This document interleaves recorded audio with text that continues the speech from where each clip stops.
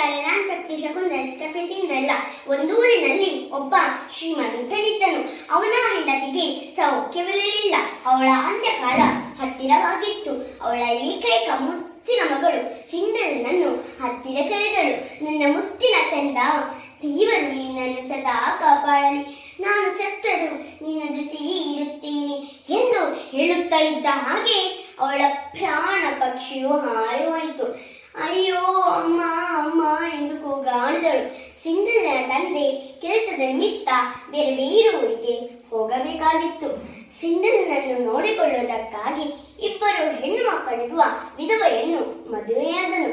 ಸಿಂಡ್ರೆಲ್ಲ ತನ್ನ ಮಲತಾಯಿಯೊಂದಿಗೆ ಬದುಕಲು ಪ್ರಾರಂಭಿಸಿದಳು. ಆದರೆ ಮಲತಾಯಿ ಮತ್ತು ಸಹೋದರಿಯರು ಸಿಂಡ್ರೆಲ್ಲನನ್ನು ತುಂಬಾ ಕೆಟ್ಟದಾಗಿ ನೋಡಿಕೊಳ್ಳುತ್ತಿದ್ದರು. ಒಂದು ದಿನ ಒಬ್ಬ ರಾಜ ಔತಣಕೂಟವನ್ನು ಏರ್ಪಡಿಸಿದನು. ಅದರಲ್ಲಿ ತನ್ನ ಸುಂದರವಾದ ಮಗನಿಗೆ ಸುಂದರವಾದ ಹುಡುಗಿಯನ್ನು ಆಯ್ಕೆ ಮಾಡಬೇಕೆಂದು ನಿರ್ಧರಿಸಿದನು. ತಕ್ಷಣ ಆ ಸೇವಕನನ್ನು ಕರೆದು ಊರಿಗೆ ಡಂಗುರ ಸಾರುವಂತೆ ಆಜ್ಞೆ ಮಾಡಿದಳು. ಕೇಳ್ರಪ್ಪೋ ಕೇಳಿ, ಕೇಳ್ರಪ್ಪೋ ಕೇಳಿ, ಮಹಾರಾಜರಿಂದ ನಿಮಗೊಂದು ಸಂದೇಶ. ಮುಂದಿನ ಶನಿವಾರ ನಿಮ್ಮೆಲ್ಲರನ್ನು ಅರಮನೆಗೆ ಸ್ವಾಗತಿಸುತ್ತಿದ್ದೇವೆ. ಅಲ್ಲಿ ರಾಜಕುಮಾರನಿಗೆ ಸುಂದರವಾದ ರಾಜಕುಮಾರಿಯನ್ನು ಆಯ್ಕೆ ಮಾಡಲಿದ್ದೇವೆ. ಕೇಳ್ರಪ್ಪೋ ಕೇಳಿ, ಕೇಳ್ರಪ್ಪೋ ಕೇಳಿ. ಇದನ್ನು ಕೇಳಿಸಿಕೊಂಡ ಸಿಂಡ್ರೆಲ್ಲ ಅರಮನೆ ನೋಡಬೇಕೆಂಬ ಆಸೆ ಆಯಿತು. ಅಷ್ಟರಲ್ಲಿ ಮಲತಾಯಿ ಬಂದು ಇಬ್ಬರು ಹೆಣ್ಣು ಮಕ್ಕಳನ್ನು ಶೃಂಗಾರ ಮಾಡುವಂತೆ ಆಜ್ಞೆ ಮಾಡಿದಳು. ಸಿಂಡ್ರೆಲ್ಲ ಇಬ್ಬರನ್ನು ಸುಂದರವಾಗಿ ತಯಾರು ಮಾಡಿದಳು. ಹಾಗೆ ಮಲತಾಯಿಯೊಂದಿಗೆ ಬೇಡಿಕೊಳ್ಳುತ್ತಾಳೆ, ನಾನು ನಿಮ್ಮ ಜೊತೆ ಬರಬಹುದೇ?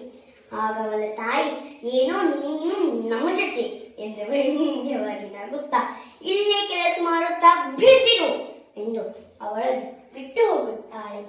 ಆಗ ಸಿಂಡ್ರೆಲ್ಲನಿಗೆ ತನ್ನ ಅಮ್ಮನ ಮದುವೆಯ ವಸ್ತ್ರ ಇದ್ದತೆ ನೆನಪಾಗಿ ಅದವಳು ತೆಗೆದು ನೋಡಿ ಅದು ಅಲ್ಲಲ್ಲಿ ಹರಿದಿತ್ತು.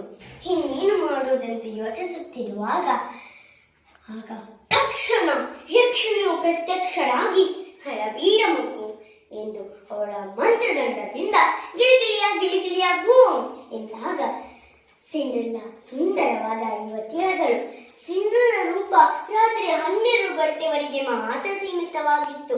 ಅರಮನೆಗೆ ಬಂದ ಸಿಂಡ್ರೆಲ್ಲ ರಾಜಕುಮಾರನೊಟ್ಟಿಗೆ ನರ್ತಿಸುತ್ತಿರುವಾಗ ಸಮಯ ನೋಡಿದ ಸಿಂಡ್ರೆಲ್ಲ ಅಲ್ಲಿಂದಲೇ ಹೊರಟೇ ಬಿಟ್ಟಳು. ಹೊರಟುವ ಅವಸರದಲ್ಲಿ ಅವಳ ಒಂದು ಕಾಲಿನ ಬೂಟ್ ಅಲ್ಲಿಯೇ ಉಳಿಯಿತು.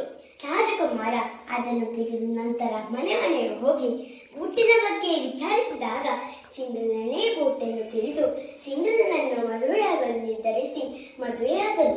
ಈ ಕಥೆ ನೀತಿ ತಾಳಿದವನು ಬಲಿಯನು.